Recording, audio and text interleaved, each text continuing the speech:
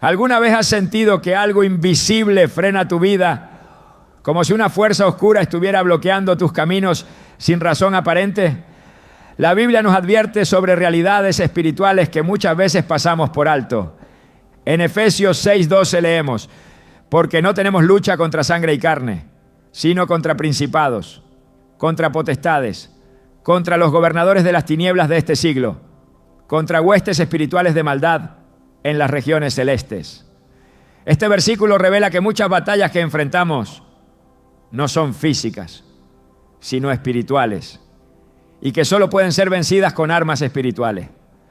Hoy veremos cómo romper toda maldición, hechizo o influencia de magia negra a través del poder de la oración, y sobre todo clamando la sangre de Jesús. Te mostraremos cómo orar con autoridad, cómo identificar ataduras espirituales ocultas y cómo proclamar tu libertad en Cristo. ¿Estás listo para entender lo que Dios tiene reservado para ti? ¿Y si lo que estás viviendo no es simplemente mala suerte? ¿Y si las cadenas que arrastras no son emocionales ni psicológicas, sino espirituales? A lo largo de la historia, muchos han confundido patrones de destrucción, ruina y desesperanza con simples coincidencias o rachas negativas. Pero la Biblia nos revela una realidad más profunda. Existen maldiciones espirituales que operan silenciosamente, debilitando al creyente, distorsionando su destino y arrastrándolo por caminos de dolor sin explicación lógica. En Deuteronomio 28 encontramos un despliegue claro de bendiciones y maldiciones. En el versículo 15 se nos advierte: pero acontecerá, si no oyeres la voz de Jehová tu Dios, para procurar cumplir todos sus mandamientos y sus estatutos, que vendrán sobre ti todas estas maldiciones y te alcanzarán. Esto no es solo un mensaje antiguo para Israel, es una advertencia eterna para todo aquel que ha bajado la guardia espiritual y ha permitido, consciente o inconscientemente, que puertas se abran al enemigo. Muchos cristianos viven en derrota sin saber por qué. Trabajan sin ver frutos, sueñan sin ver cumplimiento, oran sin experimentar respuestas. Su vida espiritual se siente estancada, como si algo invisible estuviera bloqueando cada paso que intentan dar. Es como si cada avance viniera seguido de una caída aún más fuerte. La confusión se instala, el miedo se normaliza, la fe comienza a desvanecerse lentamente. Sin embargo, lo que está sucediendo no siempre es resultado del azar, del carácter o de decisiones humanas. A menudo, lo que ocurre es que hay una maldición activa, una palabra maligna, un decreto oscuro, una obra de hechicería que ha sido lanzada y que sigue operando, porque no ha sido confrontada con el poder de la sangre de Cristo. No es casualidad que Jesús, en su ministerio terrenal, enfrentara continuamente personas oprimidas por espíritus inmundos. Lucas 13:11 describe a una mujer que llevaba 18 años encorvada por un espíritu. No era una condición física común, era una atadura espiritual. Jesús la identificó de inmediato y dijo: mujer, eres libre de tu enfermedad. Y cuando la criticaron por sanar en día de reposo, respondió con una verdad contundente: y a esta hija de Abraham, que Satanás había atado 18 años, ¿no se le debía desatar de esta ligadura en el día de reposo? Lucas 13:16. Ese pasaje no solo revela el poder de Jesús, sino la naturaleza de muchas aflicciones. No son físicas, son espirituales. Y si no se reconocen como tales, jamás serán rotas. Una de las señales más comunes de una maldición activa es el patrón repetitivo de fracaso, especialmente en áreas donde antes había éxito. Personas que comienzan bien sus proyectos, pero siempre terminan perdiéndolo todo. Matrimonios que aparentemente son estables, pero se desmoronan inexplicablemente tras años de convivencia.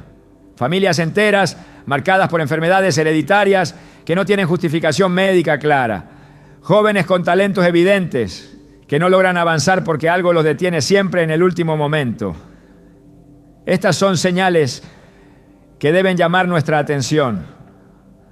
La maldición espiritual se manifiesta como una repetición de ciclos que intentan quebrar el espíritu, robar la esperanza y anular el propósito. En muchos casos estas maldiciones son lanzadas a través de palabras. Proverbios 18:21 lo dice con claridad. La muerte y la vida están en poder de la lengua. No son solo insultos o maldiciones vulgares. Son decretos espirituales que se convierten en semillas sembradas en la atmósfera espiritual. Cuando alguien declara, nunca vas a lograr nada, todo lo que tocas se arruina, eres igual que tu padre, un fracasado, y esas palabras no se cancelan, comienzan a germinar, especialmente si hay pecado, ignorancia o vulnerabilidad espiritual en quien las recibe. La maldición necesita legalidad y muchas veces la encuentra en el pecado no confesado, en la desobediencia o en la falta de discernimiento. No podemos ignorar que algunas maldiciones son heredadas. Números 14:18 nos recuerda que Jehová visita la maldad de los padres sobre los hijos hasta la tercera y cuarta generación. Esto no es una condena inevitable, sino una advertencia espiritual.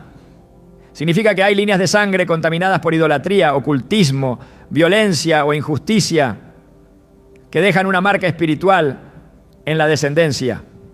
Familias enteras han vivido bajo el peso de pactos que nunca hicieron, pero que alguien en su árbol genealógico sí realizó. Pactos con brujos, votos hechos en prácticas esotéricas, cultos a imágenes prohibidas, participación en misas negras, juegos de invocación o consultas con adivinos. Todo esto deja huellas, puertas abiertas que permiten la operación del enemigo hasta que alguien se levanta y dice, basta. Tal vez ahora entiendes por qué hay cosas que simplemente no avanzan en tu vida. ¿Por qué tus relaciones se rompen siempre en el mismo punto?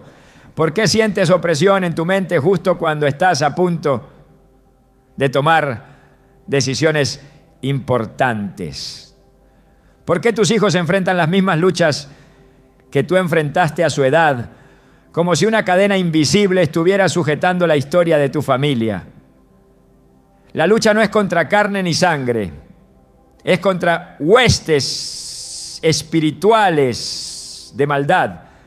Y para romperlas no basta con motivación o pensamiento positivo, es necesario invocar el nombre que está por encima de todo nombre, el nombre de Jesús, y clamar el poder de su sangre. Hay quienes incluso han experimentado fenómenos inexplicables, voces por las noches, sombras en sus habitaciones, pesadillas constantes, objetos que se mueven sin explicación. Otros sienten una presencia opresiva cuando están solos, o escuchan su nombre en la madrugada sin que nadie los haya llamado. Aunque muchos se burlen de estas manifestaciones, la Biblia las respalda. En Marcos 5, Jesús se encuentra con un hombre poseído por una legión de demonios que vivía entre sepulcros, se hería a sí mismo y nadie podía controlarlo. Pero cuando vio a Jesús, corrió a postrarse delante de él. El poder de Cristo hizo lo que ninguna cadena física pudo hacer, lo liberó. Quizás tu caso no es tan extremo, pero tal vez sí estás viviendo una opresión silenciosa, una tristeza que no entiendes, un cansancio que no se va ni con descanso, una ansiedad que te despierta en la madrugada, pensamientos destructivos que aparecen sin que los provoques. Todo esto puede ser evidencia de un ambiente espiritual contaminado, de una maldición operando, de una herida no sanada que el enemigo usa como base para atacar. Pero hay esperanza, porque donde abunda el pecado, sobreabunda la gracia. Y donde opera una maldición, la sangre de Cristo tiene poder para romperla por completo. La buena noticia es que no estás destinado a vivir bajo el peso de lo que otros hicieron o dijeron. Cristo vino a deshacer las obras del diablo. Gálatas 3:13 afirma: Cristo nos redimió de la maldición de la ley, hecho por nosotros maldición. Él no solo perdonó tus pecados, también cargó con tus maldiciones. Pero esa redención debe ser activada por fe. No es automática. Debes tomar autoridad. Debes hablar en oración. Debes renunciar con tu boca a toda obra del enemigo y declarar la palabra que te da libertad. Juan 8:36 dice: si el Hijo os libertare, seréis verdaderamente libres. Esa es la promesa. Y esa es la verdad que el enemigo más teme. Si estás escuchando esto, no es casualidad.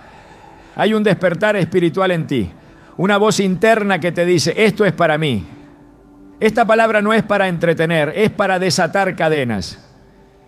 Es para abrir tus ojos. Es para empujarte a la presencia de Dios. Porque solo allí, solo bajo la cobertura del Altísimo, hay libertad verdadera. No importa cuán larga ha sido la opresión, ni cuán profunda la herida. Cuando Cristo entra, la oscuridad huye. La maldición se rompe. El ciclo se detiene. La sangre de Jesús no es simbólica. Es real, viva, poderosa y eficaz. Y hoy puede tocar tu vida. Hay algo que debes hacer ahora: examinar tu vida. No con miedo, sino con discernimiento. Pídele al Espíritu Santo que te revele si hay pactos inconscientes, si estás repitiendo patrones generacionales, si has dicho o recibido palabras que abrieron puertas. La Biblia dice en Lamentaciones 3:40: escudriñemos nuestros caminos y busquemos y volvámonos a Jehová. Esa es la clave. No se trata de obsesionarse con el enemigo, sino de entregarle a Dios cada rincón oculto del alma para que su luz lo invada todo. Hay libertad para ti, hay esperanza y hay poder disponible para romper toda maldición que esté oprimiendo tu vida, tu familia, tus finanzas o tu mente. No estás solo. Cristo ya venció en la cruz. Solo necesitas apropiarte de esa victoria. A medida que avancemos en este mensaje, te mostraremos cómo orar con autoridad, cómo aplicar la sangre de Jesús a tu vida, cómo cancelar todo decreto maligno y cómo vivir en la plenitud del propósito que Dios diseñó para ti. Este es el primer paso: reconocer las señales, enfrentar la verdad y abrir tu corazón a la intervención sobrenatural de Dios.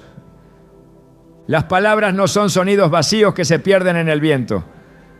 Son estructuras vivas, semillas espirituales que tienen el poder de construir o de destruir. Desde el inicio de la creación, Dios usó palabras para formar el universo. Dijo: hágase la luz. Y la luz fue. Eso establece un principio divino.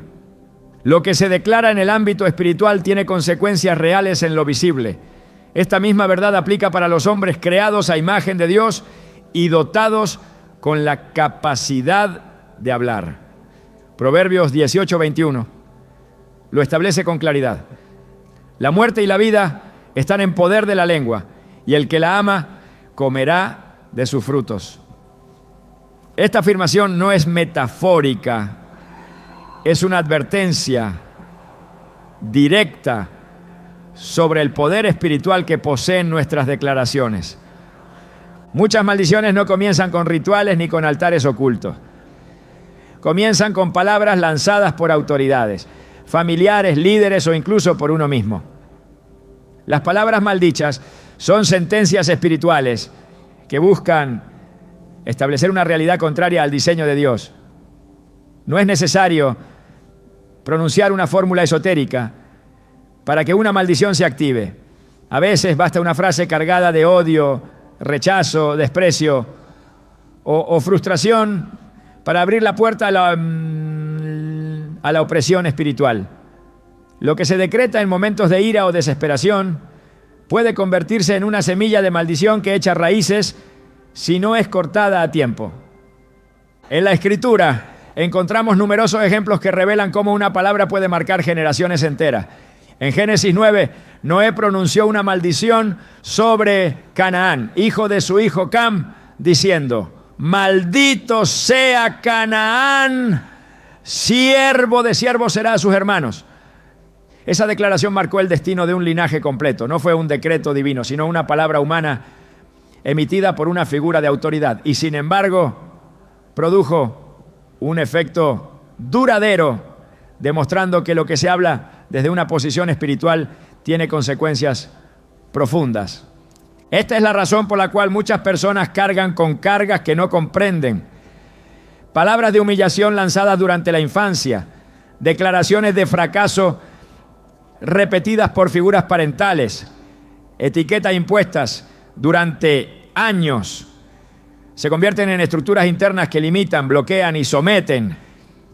El alma humana, cuando es expuesta de forma constante a declaraciones negativas, termina interiorizándolas como verdades.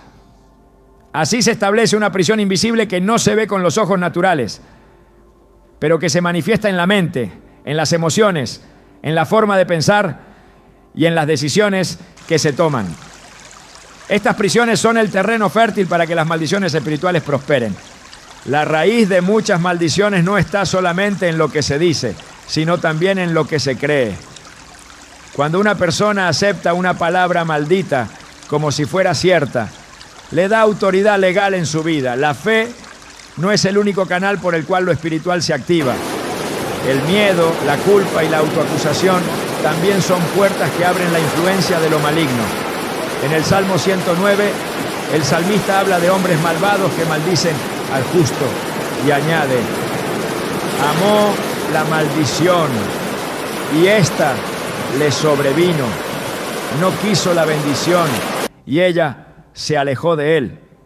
Este versículo revela una ley espiritual. Lo que se ama y se acepta se establece. Pero no solo las palabras personales tienen poder. Existen maldiciones que son heredadas, transferidas de generación en generación por causa de pactos antiguos, pecados no confesados o vínculos con prácticas que Dios aborrece. En Éxodo 25, Dios advierte al pueblo de Israel sobre la idolatría diciendo: no te inclinarás a ellas ni las honrarás, porque yo soy Jehová tu Dios, fuerte, celoso, que visito la maldad de los padres sobre los hijos hasta la tercera y cuarta generación de los que me aborrecen. Esto no habla de una injusticia divina, sino de una ley espiritual de transferencia. Lo que no se rompe, continúa. Lo que no se cancela, se hereda. Cuando una generación peca y no se arrepiente, esa iniquidad permanece abierta como una puerta espiritual. No es necesario que los descendientes cometan los mismos actos. Basta con que exista una legalidad no anulada. Las maldiciones generacionales no son supersticiones. Son realidades espirituales que tienen respaldo bíblico. Por eso hay familias enteras marcadas por los mismos patrones de alcoholismo, enfermedad, ruina económica o divorcio. No porque sean débiles, sino porque están bajo un sistema espiritual que aún no ha sido confrontado con la verdad de Cristo. El libro de Lamentaciones 5:7 lo expresa claramente. Nuestros padres pecaron y han muerto, y nosotros llevamos su castigo. Esta declaración muestra cómo el pecado no resuelto se convierte en una herencia maldita que afecta incluso a quienes no tuvieron participación directa.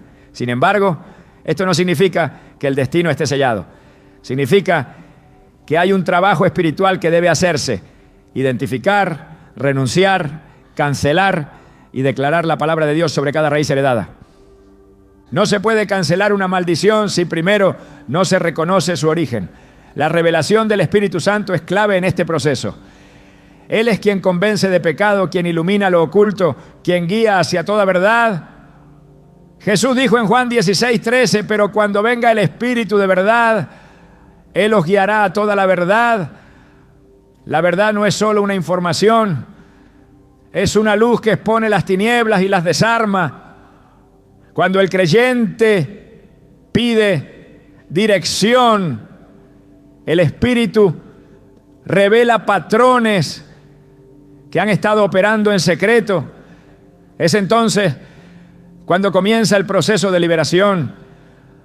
Las maldiciones verbales heredadas pueden haberse originado en situaciones tan comunes como frases lanzadas por abuelos o padres con autoridad espiritual dentro del hogar. Palabras como: todo en esta familia termina mal. Somos pobres y siempre lo seremos. Aquí nadie es feliz en el matrimonio. No son simples comentarios, sino decretos que, repetidos y aceptados, se convierten en sistemas de creencias. Cuando estos sistemas se establecen, el alma se alinea con ellos. Y la vida entera comienza a girar en torno a esa estructura maldita. Lo que se repite se fortalece y lo que se cree se manifiesta. La Escritura nos da el ejemplo del pueblo de Israel en el desierto. Ellos vieron milagros, fueron libertados con mano poderosa, pero sus palabras se volvieron contra ellos. En Números 14:28, Jehová responde a su constante quejas y murmuraciones, diciendo: vivo yo, dice Jehová, que según habéis hablado a mis oídos, así haré yo con vosotros. No fue el enemigo quien los destruyó, fueron sus propias palabras, su propia incredulidad, lo que selló su destino en el desierto. El poder espiritual de lo que se declara no puede subestimarse. Es por eso que para romper una maldición heredada se debe comenzar hablando la verdad de Dios, reemplazando toda palabra de muerte con palabras de vida. El proceso de renunciar a palabras malditas incluye también rechazar aquellas que uno mismo se ha dicho. Frases internas como: no sirvo para nada, Dios no me escucha, siempre me pasa lo mismo, son confesiones que establecen estructuras internas de fracaso. Santiago 3 nos habla del poder de la lengua como un timón que dirige toda la vida. Aunque pequeña, puede encender un gran incendio, puede atar o puede liberar, puede llevar al propósito o puede desviarlo por completo. La transformación comienza cuando se reconoce que la boca no puede seguir siendo un canal de maldición. El creyente debe aprender a declarar la palabra. Hebreos 4:12 describe esa palabra como viva y eficaz y más cortante que toda espada de dos filos.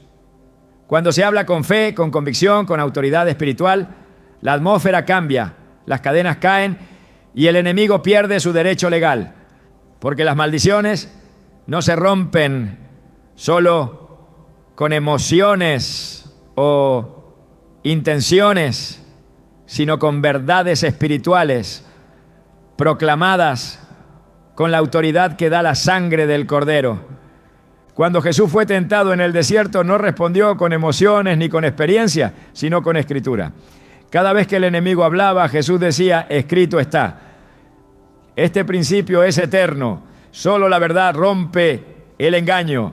Solo la luz desplaza las tinieblas. Solo lo que Dios ha dicho puede anular lo que el infierno ha susurrado.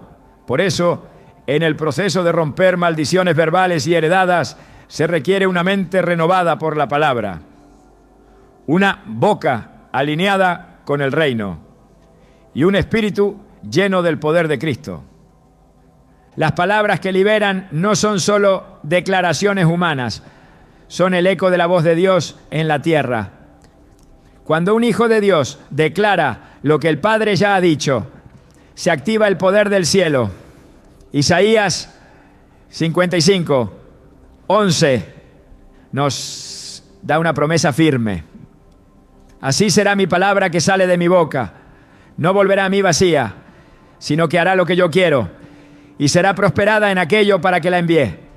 Esta es la garantía de que cada declaración alineada con su voluntad tendrá impacto real.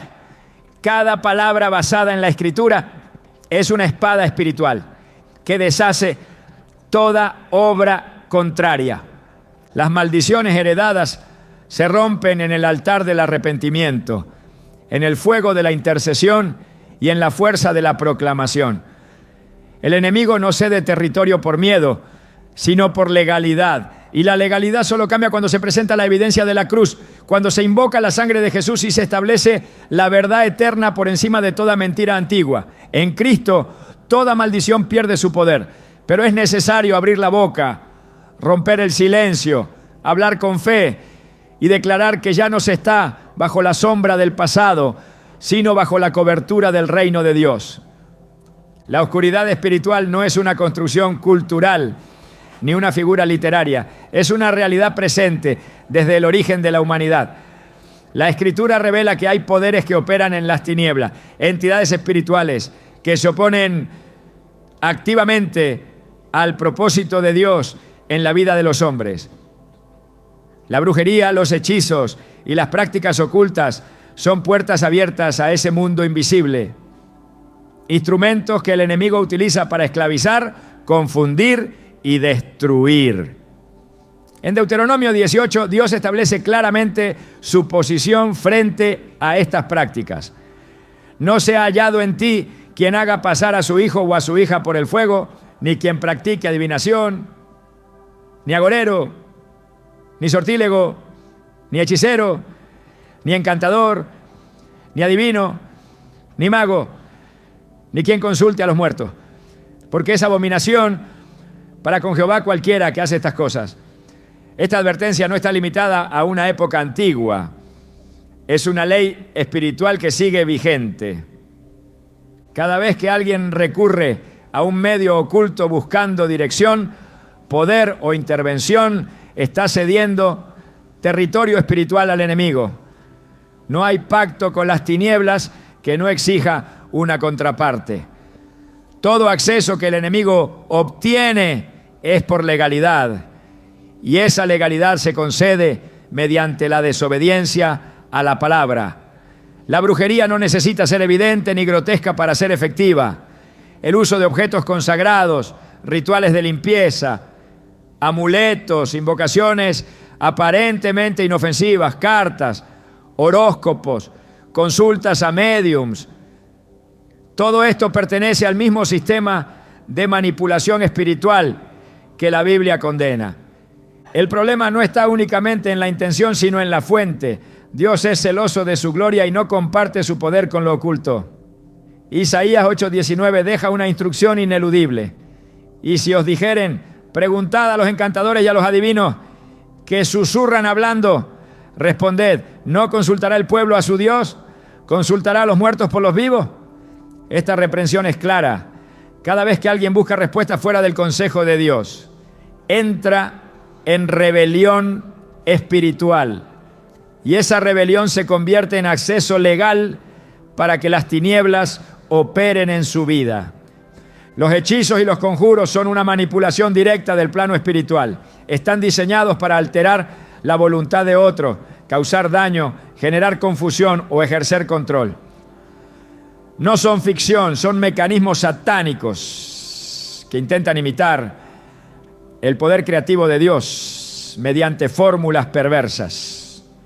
En el libro de Éxodo, los magos del faraón replicaron algunos de los milagros realizados por Moisés, demostrando que sí existe un poder operativo en el reino de las tinieblas. Pero ese poder es limitado, corrupto y condenado. Cuando Aarón arrojó su vara y se convirtió en serpiente, los hechiceros egipcios hicieron lo mismo, pero la vara de Aarón devoró las otras, estableciendo que el poder de Dios siempre prevalece.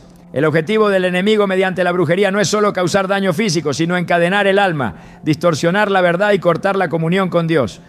La manipulación espiritual rompe la libertad del individuo, impone pensamientos, provoca sueños turbios, roba la paz interior y crea ataduras que no se quiebran con consejos humanos. Solo el poder del Espíritu Santo puede destruir completamente las obras de las tinieblas. Primera de Juan 3:8 afirma: Para esto apareció el Hijo de Dios, para deshacer las obras del diablo. Esa es la base de toda liberación verdadera. La obra de Cristo como respuesta final a toda influencia maligna. El lenguaje del reino de las tinieblas se basa en el temor, la confusión y la dependencia. Las personas que han sido expuestas a prácticas ocultas comienzan a vivir bajo un velo de oscuridad que les impide discernir correctamente. La lógica espiritual se altera, la voluntad se debilita, el entendimiento se oscurece y lo que antes parecía claro se vuelve confuso. Esta condición es descrita en 2 Corintios 4:4, en los cuales el Dios de este siglo cegó el entendimiento de los incrédulos para que no les resplandezca la luz del Evangelio de la gloria de Cristo. La ceguera espiritual no es un estado pasivo, es el resultado de una opresión activa ejercida por fuerzas invisibles. La brujería muchas veces se disfraza de tradición, de cultura o incluso de religiosidad, pero el disfraz no elimina la raíz. Toda práctica que invoque fuerzas distintas al Espíritu de Dios está bajo juicio. No hay mezcla aceptable entre la luz y las tinieblas. 2 Corintios 6:14 plantea la pregunta: ¿qué comunión tiene la luz con las tinieblas? La respuesta es ninguna. Donde hay pacto con lo oculto, no puede haber verdadera presencia de Dios. El altar del corazón debe ser limpiado, derribado y consagrado únicamente a aquel que es santo. Una de las formas más sutiles en que la brujería opera es a través de maldiciones habladas con intención ritual. No todas las palabras malditas son casuales. Algunas son pronunciadas dentro de ceremonias cargadas de invocaciones demoníacas reforzadas por objetos consagrados o sacrificios ocultos. Estas maldiciones son enviadas con asignación específica y si encuentran puertas abiertas en la vida del destinatario, comienzan a operar con fuerza destructiva. Esta dinámica no es superstición, es una estructura espiritual reconocida por la Escritura. En Números 22, el rey Balac contrató a Balaam para maldecir al pueblo de Israel, pero Dios intervino y frustró cada intento, dejando una enseñanza clara. No hay maldición eficaz contra quien camina bajo obediencia y cobertura divina. La autoridad espiritual se convierte en escudo contra la manipulación satánica, no por mérito humano, sino por posición en Cristo. Colosenses 2:15 declara que Jesús despojó a los principados y a las potestades y los exhibió públicamente, triunfando sobre ellos en la cruz. Esa victoria legal es la base para resistir toda obra de hechicería. Pero para que esa victoria sea efectiva en la vida de una persona, es necesario que sujeción, consagración y fe estén activas. La obediencia es el territorio seguro donde ninguna maldición puede operar. La Biblia habla de cómo el enemigo intenta usurpar territorios espirituales que no le pertenecen. En el libro de Job, Satanás aparece como un acusador, buscando permiso para tocar la vida de un justo. Esto muestra que incluso el ataque demoníaco necesita legalidad. No actúa al azar, actúa donde encuentra acceso. Por eso es esencial vivir con las puertas del alma cerradas al pecado, a la amargura, a la desobediencia y especialmente a todo contacto con lo oculto. Cada objeto, cada símbolo, cada práctica que no proviene de Dios puede convertirse en un punto de contacto para que el enemigo entre y ejerza influencia. El llamado de Dios es a una separación radical. No se puede caminar en autoridad mientras se toleran elementos que Dios ya ha condenado. Josué 7 relata cómo el pecado oculto de un solo hombre, Acán, trajo derrota sobre todo el pueblo. Había tomado lo que estaba destinado a destrucción, lo había escondido en su tienda y con eso contaminó el campamento. El principio sigue vigente. Cuando se permite lo prohibido en la vida personal, aunque sea en secreto, se abre una grieta que debilita la cobertura espiritual. La brujería no necesita una gran puerta para entrar, solo una rendija sin vigilancia. El pueblo de Dios está llamado a la santidad, no como un símbolo externo, sino como una posición espiritual de dominio sobre las tinieblas. Hechos 19 describe un momento en el que muchos que habían practicado la magia trajeron sus libros y los quemaron públicamente como señal de arrepentimiento y renuncia. Ese acto no fue simbólico, fue una declaración de guerra contra el reino de las tinieblas. La renuncia total es el primer paso hacia la liberación completa. No se puede reprender al enemigo mientras se conserva lo que le pertenece. El poder de la sangre de Jesús es la respuesta absoluta contra toda obra de brujería.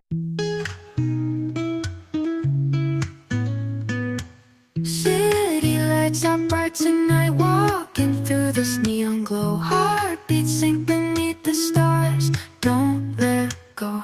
Whispers lost in autumn breeze, words we said beneath the trees. Eyes like fire in the dark, hear my plea. Please don't be silent, let your voice out like a siren, shout it loud. Please don't be silent, sing the sound. In this quiet, love is found. Ooh, ooh, ooh, ooh,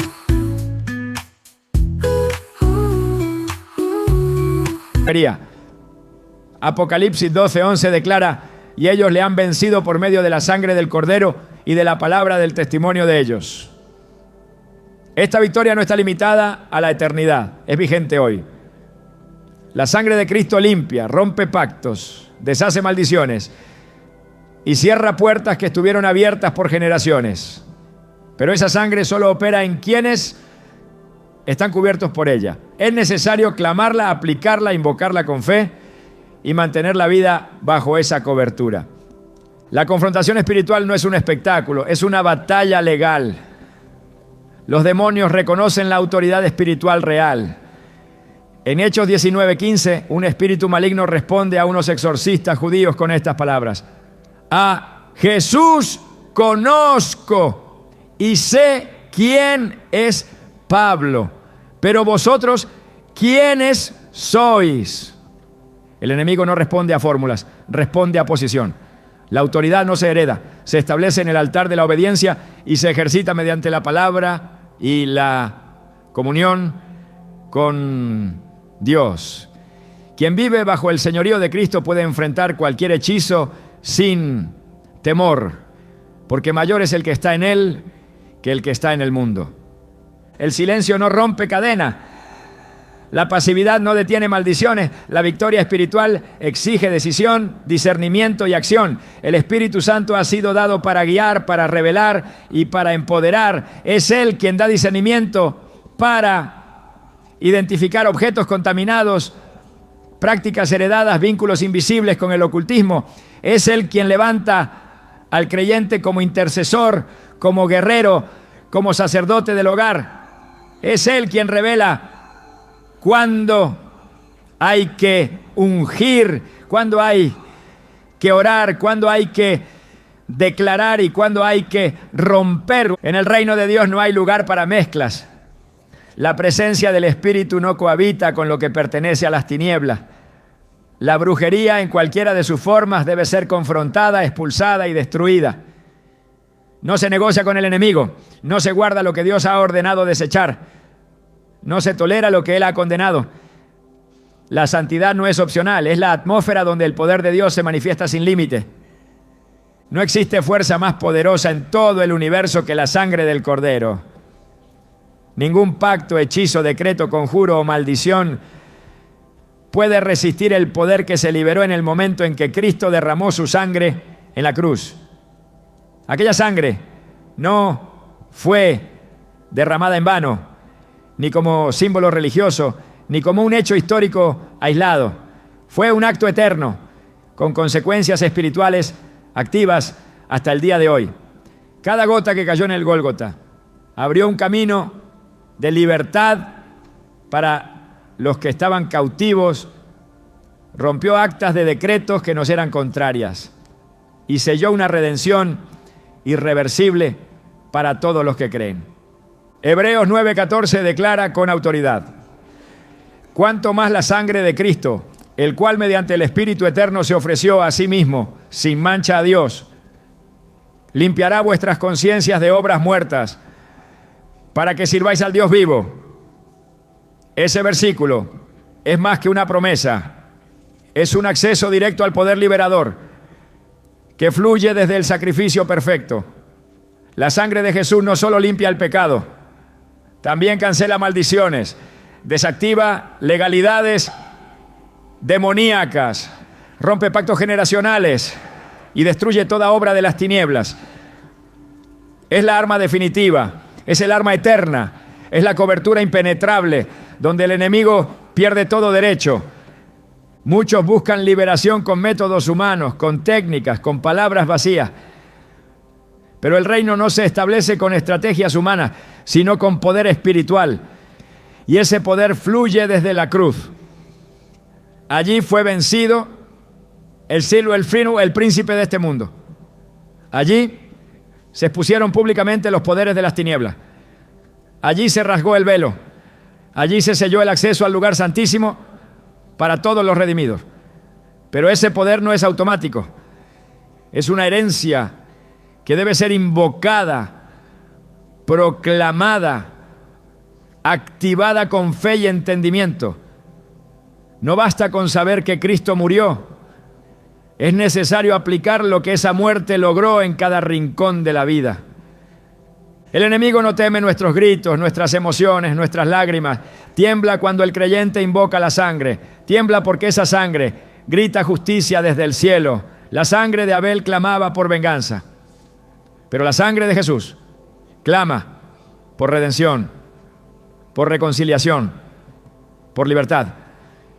Hebreos 12:24 nos dice que nos hemos acercado a Jesús el mediador del nuevo pacto y a la sangre rociada que habla mejor que la de Abel. Esa sangre habla. Esa sangre tiene voz. Y cuando se levanta en el ámbito espiritual, toda acusación del infierno queda silenciada. No hay cadena que resista su poder, no hay demonio que la soporte, no hay maldición que sobreviva cuando la sangre de Cristo es proclamada sobre una vida, una casa, una generación. El Antiguo Testamento nos da una imagen clara en el momento en que el ángel de la muerte pasó por Egipto. Solo las casas que estaban marcadas con la sangre del Cordero fueron preservadas. No importaba la reputación, ni el nombre, ni la experiencia. Solo la sangre hacía la diferencia. Éxodo 12:13 lo deja establecido. Y la sangre os será por señal en las casas donde vosotros estéis. Y veré la sangre y pasaré de vosotros. Esa señal detuvo al destructor. Y sigue deteniéndolo hoy. No se trata de repetir palabras vacías. Se trata de una comprensión espiritual profunda. Cuando un creyente clama la sangre de Jesús con fe, lo que hace es colocar una línea de fuego entre él y las tinieblas. Es levantar una muralla inviolable. Es afirmar una verdad eterna que ya no pertenece al sistema del mundo, que ya no está bajo maldición, que ha sido comprado a precio de sangre y que su vida está escondida en Cristo. Gálatas 3:13 confirma esto sin lugar a dudas. Cristo nos redimió de la maldición de la ley, hecho por nosotros maldición, porque está escrito: maldito todo el que es colgado en un madero. No hay pacto oscuro que resista ese nivel de redención. Los brujos operan mediante sangre profanada, derramada en ritos de oscuridad, manchada con pecado. Pero los redimidos operan con sangre santa, eterna, perfecta, inquebrantable. No hay comparación, por eso el enemigo solo puede actuar en vidas donde esa sangre no ha sido activada, donde hay ignorancia, donde hay puertas abiertas, donde hay pasividad. Pero cuando se levanta uno que ha entendido el misterio del sacrificio y comienza a proclamar la sangre, sobre su casa, su familia, su pasado, su presente y su futuro, todo cambia. La sangre rompe pactos antiguos, pactos realizados por generaciones pasadas, pactos hechos en ignorancia, alianzas firmadas con las tinieblas, todas quedan anuladas cuando se aplica la sangre. Colosenses 2:14 nos recuerda que Jesús anuló el acta de los decretos que había contra nosotros, que nos era contraria, quitándola de en medio y clavándola en la cruz. Esos decretos incluyen palabras malditas, ataduras hereditarias, votos de oscuridad, maldiciones lanzadas por boca de enemigos. Todo eso fue llevado a la cruz, pero debe ser reclamado en oración, debe ser confrontado en el Espíritu, debe ser declarado con autoridad. No hay oración más poderosa que aquella que invoca la sangre de Jesús con convicción, porque esa oración no se basa en emociones, sino en una obra consumada. Es orar desde la victoria, no desde la derrota. Es proclamar lo que ya fue hecho, no lo que se desea alcanzar. Cuando se ora así, los cielos responden, los ángeles se activan, las cadenas caen, las puertas se abren y el enemigo huye. Apocalipsis 1:5 nos recuerda que Jesucristo nos amó y nos lavó de nuestros pecados con su sangre. Y ese lavamiento no se limita al pecado, abarca todo lo que el pecado trajo consigo. Las maldiciones operan porque hay una deuda espiritual pendiente. La sangre de Cristo cancela esa deuda. Las maldiciones encuentran entrada por pecados no confesados. La sangre de Cristo los borra. Las maldiciones se alimentan del temor, de la culpa, del juicio. La sangre trae paz, trae perdón, trae justificación. Romanos 5:9 afirma, pues mucho más, estando ya justificados en su sangre, por él seremos salvos de la ira. Esa justificación es la base legal para resistir cualquier obra de las tinieblas. No por lo que uno hace, sino por lo que él hizo. No hay razón para vivir oprimido. No hay excusa para aceptar la esclavitud espiritual como parte del proceso. El precio ya fue pagado. La sangre ya fue derramada. La redención ya fue liberada. Lo único que falta es que el creyente se levante, hable, ore, proclame y active ese poder en cada área de su vida. No se puede permanecer en cautividad cuando se ha sido llamado a libertad. No se puede vivir bajo maldición cuando se ha sido comprado por una sangre que grita redención. Hay que aprender a declarar con precisión. No basta decir, Señor, ayúdame.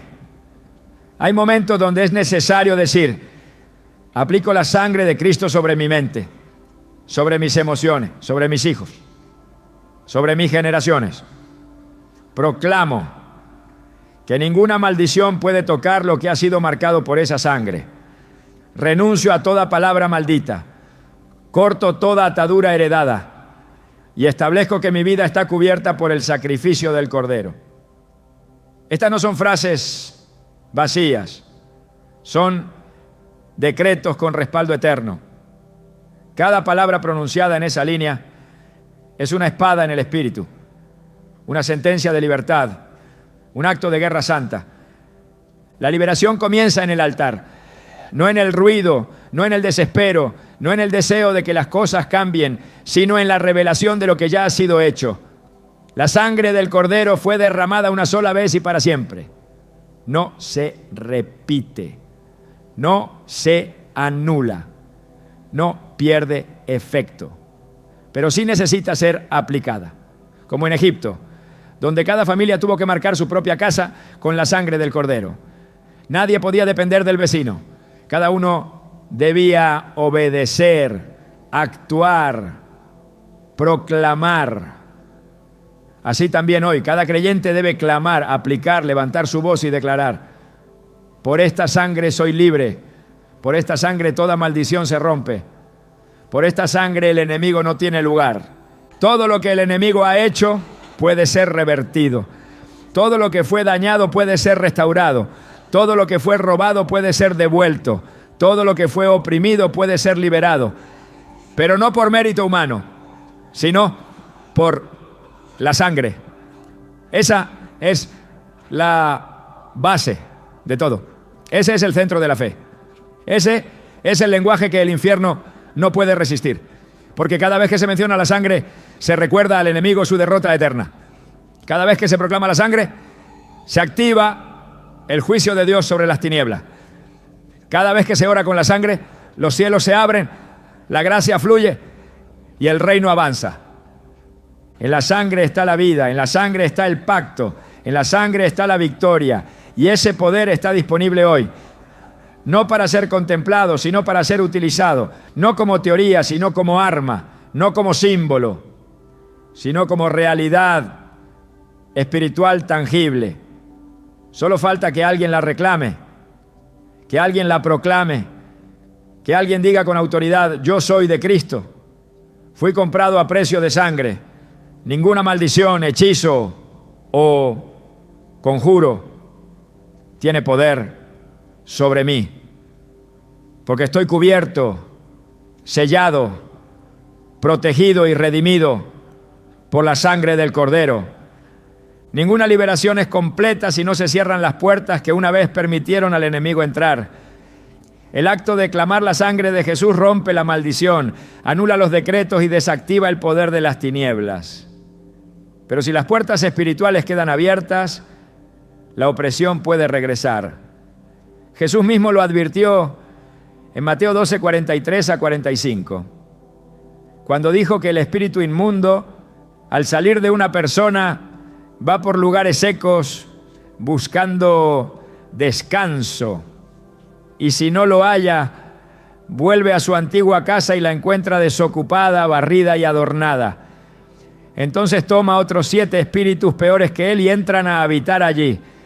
Esa advertencia no está dirigida al mundo, sino a aquellos que han recibido una intervención divina, pero no han consolidado su vida espiritual. Cerrar puertas implica mucho más que hacer una oración ocasional. Es una decisión radical de alinear toda la vida bajo el señorío de Cristo. Cada área debe pasar por el fuego de la santificación. No se puede mantener una apariencia de libertad mientras se conservan hábitos, pensamientos o prácticas que Dios aborrece. El enemigo no necesita un altar visible para operar. Le basta una pequeña grieta no confrontada, una atadura emocional no resuelta, una conexión espiritual no quebrada. Allí establece su base, desde donde comienza a construir nuevas fortalezas. El apóstol Pablo, al escribir a los Efesios, instruyó con claridad: ni deis lugar al diablo, Efesios 4:27. Esa frase no es un consejo, es un mandato. Dar lugar al diablo no ocurre por accidente. Sucede cuando se ignora la voz del Espíritu, cuando se vuelve a lo que Dios ya sacó, cuando se justifica lo que antes se confesó como pecado. Y una vez que se abre esa puerta del terreno consagrado, vuelve a quedar expuesto. Por eso la guerra espiritual no termina con una sola oración de liberación. Comienza allí, pero se sostiene con obediencia. Hay puertas que se abren con palabras, con pensamientos repetidos, con música contaminada, con entretenimiento pervertido, con conversaciones torcidas. Cada elección es una llave espiritual. Cada decisión fortalece un reino, el de la luz o el de las tinieblas. No se puede proclamar libertad y al mismo tiempo abrazar lo que la palabra condena. La autoridad espiritual no se sostiene en emociones, sino en obediencia continua. Solo aquel que vive bajo el gobierno de Cristo puede mantener la puerta cerrada al opresor. En la historia de Josías encontramos una imagen clara de lo que significa cerrar puertas al enemigo. Cuando el libro de la ley fue hallado en el templo y leído ante el rey, su corazón se quebrantó al darse cuenta del estado de idolatría y contaminación del pueblo. No solo se lamentó, actuó, derribó altares, destruyó imágenes, limpió el templo y restauró la adoración verdadera.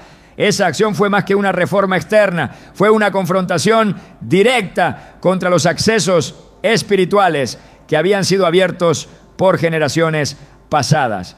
Segunda de Reyes 23 registra esa limpieza como una de las más radicales de la historia de Israel. Y por causa de esa obediencia, la ira de Dios fue detenida por un tiempo. Hoy el templo no es un edificio físico, es el cuerpo del creyente, la mente, el alma, el hogar, el círculo íntimo. Cada uno debe revisar su altar, preguntarse qué imágenes aún permanecen, qué prácticas se han tolerado, qué alianzas siguen activas. Porque mientras esas puertas no sean cerradas, la guerra espiritual seguirá repitiéndose en ciclos y la libertad no se consolidará. El enemigo es legalista, reclama lo que no ha sido renunciado, toca lo que no ha sido consagrado, repite lo que no ha sido cancelado. El arrepentimiento profundo es la llave maestra que cierra las puertas abiertas. No es un arrepentimiento emocional, sino uno que lleva al cambio. Proverbios 28:13 lo dice con firmeza: el que encubre sus pecados no prosperará, mas el que los confiesa y se aparta alcanzará misericordia. No se trata solo de confesar, sino de apartarse, de cortar, de soltar, de renunciar sin condiciones. Y una vez que esa renuncia es hecha, la sangre de Jesús limpia, sella y cubre. El terreno vuelve a ser santo, el altar vuelve a brillar, el enemigo pierde acceso. Vivir en libertad exige vigilancia. Jesús dijo a sus discípulos: velad y orad para que no entréis en tentación. Mateo 26:41. Esa vigilancia no es paranoia, es discernimiento espiritual. Es estar atento a los movimientos del alma, a las sugerencias del enemigo, a las sutilezas del pecado. No todo lo que parece inofensivo es seguro. No todo lo que se tolera es benigno. Hay cosas que deben ser discernidas y desechadas sin demora. Porque donde hay santidad, hay protección. Donde hay obediencia, hay cobertura. Y donde hay rendición total, el enemigo no puede establecerse. Cerrar puertas es un acto de madurez espiritual. Es reconocer que no se puede jugar con fuego y no quemarse. Es entender que la gracia no es licencia para vivir como antes. Es decidir que Cristo no solo es Salvador, sino también Señor. Y cuando esa decisión es tomada con firmeza, el ambiente espiritual cambia.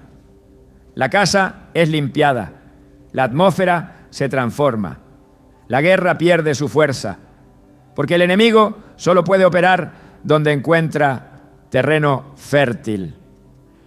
Pero cuando todo el corazón le pertenece a Dios, no hay maldición que prospere. Toda liberación auténtica encuentra su consolidación en la proclamación de la palabra. El proceso no se completa en el momento en que las cadenas se rompen, sino cuando la verdad se establece como cimiento.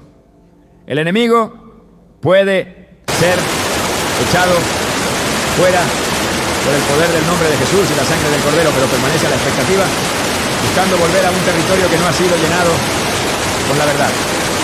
Solo una vida arraigada en la palabra puede resistir la presión, mantener la libertad y caminar en victoria. Por eso, cada promesa escrita se convierte en espada cuando es proclamada con fe. El creyente que ha sido liberado debe aprender a declarar lo que Dios ha dicho, no lo que siente, no lo que ve, no lo que otros dicen. En el desierto Jesús no respondió a Satanás con emociones, sino con escritura. A cada tentación respondía: escrito está. Esa no fue una fórmula, fue una estrategia espiritual. Jesús estableció un principio eterno. El enemigo solo es derrotado de manera permanente cuando se le confronta con la palabra, porque la palabra no cambia, no se debilita, no se equivoca, no cede. es espada de dos filos, viva, eficaz y penetra hasta lo más profundo del espíritu.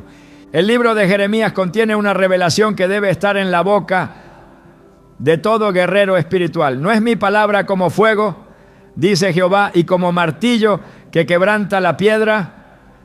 Jeremías 23, 29. Esa declaración no es simbólica. El fuego consume lo que no puede resistir su pureza. El martillo destruye lo que está endurecido.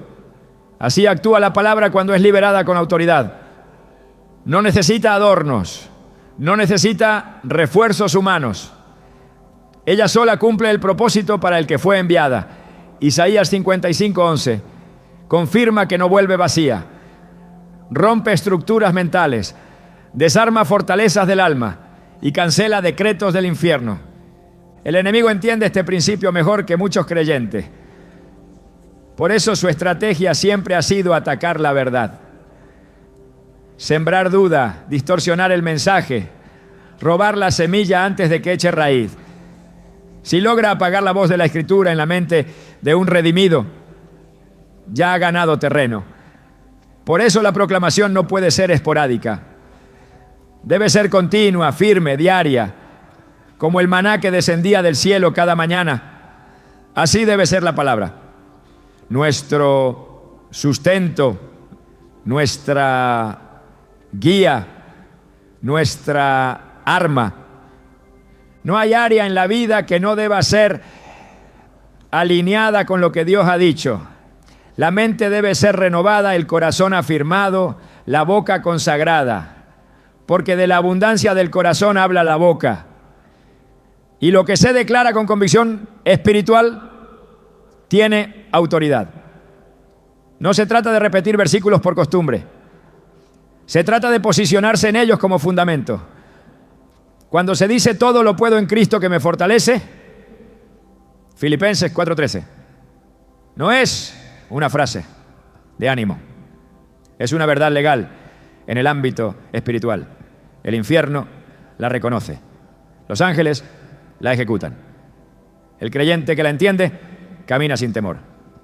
Hay momentos en los que todo alrededor parecerá contradecir lo que está escrito, pero el que ha sido liberado no vive por vista, vive por fe, y esa fe se alimenta de la palabra. Romanos 10:17 lo afirma: la fe es por el oír, y el oír por la palabra de Dios. Una fe débil revela una palabra ausente, pero donde hay palabra constante, la fe crece, se afirma, resiste, conquista. El que declara la palabra en medio de la tormenta no niega la realidad, la redime, cambia la atmósfera, levanta un muro, traza una línea en el espíritu que el enemigo no puede cruzar. Las maldiciones, los conjuros, los hechizos y las palabras malditas son estructuras verbales lanzadas con intención destructiva. No se enfrentan con silencio, se enfrentan con declaraciones cargadas de verdad divina. Cuando el enemigo dice, no podrás, la palabra responde, Jehová es mi pastor, nada me faltará. Salmo 23:1. Cuando dice, vas a caer, la Escritura se levanta. Todo lo que es nacido de Dios vence al mundo. Primera de Juan 5:4. Esta es la batalla. Palabra contra palabra, verdad contra mentira, y solo vence la verdad que se proclama con autoridad. En Apocalipsis la visión final muestra a Jesús regresando con una espada que sale de su boca. Esa espada no es otra cosa que su palabra, porque así como creó todo lo que existe por medio de su voz, también consumará toda justicia con esa misma voz. Esa es la herencia del creyente. Hablar como Él habló, declarar lo que Él declaró, alinearse con el cielo hasta que el infierno retroceda. No por repetición, sino por revelación. No por emoción, sino por convicción. La guerra espiritual no se gana con sentimientos, se gana con verdad. Y esa verdad debe estar escrita en el corazón, lista en la boca, afilada en el espíritu. Cada mañana debe comenzar con una proclamación. Cada noche debe cerrar con una declaración. No como acto religioso, sino como posicionamiento legal. Porque donde hay verdad proclamada, hay territorio asegurado. Donde hay palabra viva, hay reino establecido. Donde hay voz que declara escritura, hay cielos abiertos y tinieblas dispersadas. Y así se consolida la victoria, no con fuerza humana, sino con la espada del Espíritu. No con argumentos, sino con el decreto eterno. No con esfuerzo, sino con alineamiento. Porque cuando se habla lo que Dios ya ha dicho, se activa su respaldo. Cuando se proclama lo que ya está escrito, se establece lo que ya fue ganado. Y entonces ninguna maldición puede operar, ningún conjuro puede prosperar, ningún enemigo puede resistir, porque la palabra no falla. Y el que la declara en fe, camina en luz, en paz y en victoria continua. La mayor evidencia de una vida verdaderamente liberada no es la ausencia de guerra espiritual, sino la presencia constante de una identidad fortalecida en Cristo. Porque la liberación no es un evento aislado, sino un cambio permanente de ciudadanía.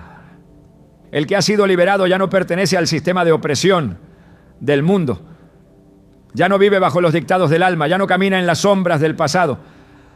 Ha sido trasladado a un reino donde la luz es constante, la verdad es absoluta y la victoria no es una promesa lejana, sino una posición presente. Hay una dimensión espiritual que se abre cuando el alma deja de luchar por sobrevivir y comienza a caminar como heredera. Y en esa dimensión las batallas ya no son una amenaza, sino una plataforma, porque el que fue rescatado por la sangre no solo fue salvado del enemigo, sino empoderado para destruir obras de maldad. Allí es donde se revela el verdadero propósito de la libertad: convertir al redimido en instrumento de justicia, en voz profética, en altar viviente donde la gloria de Dios habita y se manifiesta. La liberación no termina cuando la opresión se rompe. Ahí apenas comienza la edificación del templo interior. El que fue librado del poder de las tinieblas es llamado ahora a convertirse en portador del reino. Ya no se trata solo de conservar la victoria, sino de expandirla, de ser presencia invasiva del cielo en territorios donde antes reinaban la confusión, la idolatría, la brujería, el pecado y la mentira. Porque cuando un corazón es restaurado, todo su entorno comienza a ser transformado. La atmósfera cambia, las palabras se llenan de fuego, las acciones se vuelven santas y la tierra que estuvo en ruinas empieza a florecer de nuevo. Quien ha sido liberado no vuelve a ser espectador, es levantado como atalaya. No solo cuida su casa, cuida los muros espirituales de su generación, se convierte en intercesor, en vigía, en reparador de portillos. Sabe que lo que ha recibido no es para guardarlo en secreto, sino para exponer la luz en medio de las tinieblas. Porque cada libertad que Dios otorga es también una asignación.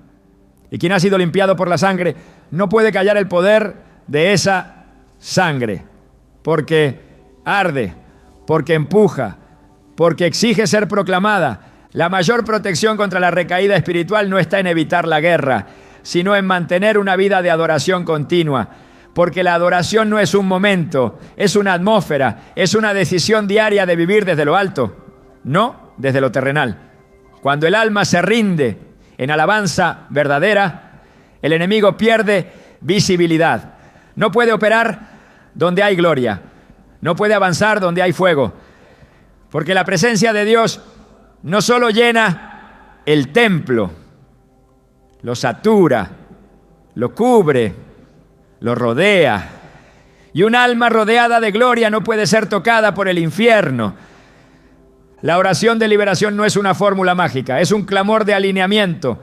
Es el grito de una identidad que ha sido olvidada y que ahora se recupera. Es el sonido del hijo que regresa a casa y reclama lo que le pertenece. Es el acto de cortar todo lo que distorsiona, todo lo que enlaza, todo lo que impide que el diseño de Dios se manifieste.